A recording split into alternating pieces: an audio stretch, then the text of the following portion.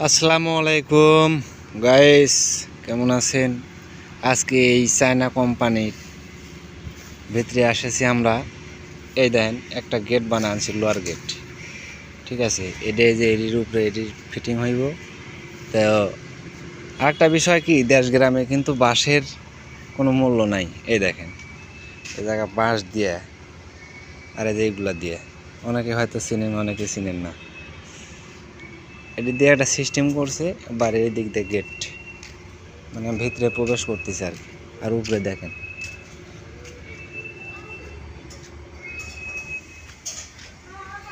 কারণ আইছে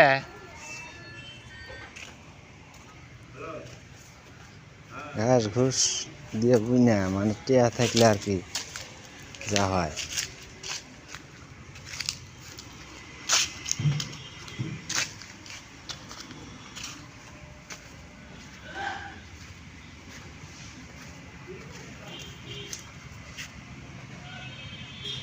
টেকা যদি হইল নি, তাহলে একটা এরকম মন মতন বাড়ি করতে পারবো। কি করবো, গরিব মানুষ, টাকা পয়সা নাই। আপনারা একটু ভালোবাসা দেন না, 2-3 টাকা কামাই করে দেশে যাব। বাড়ি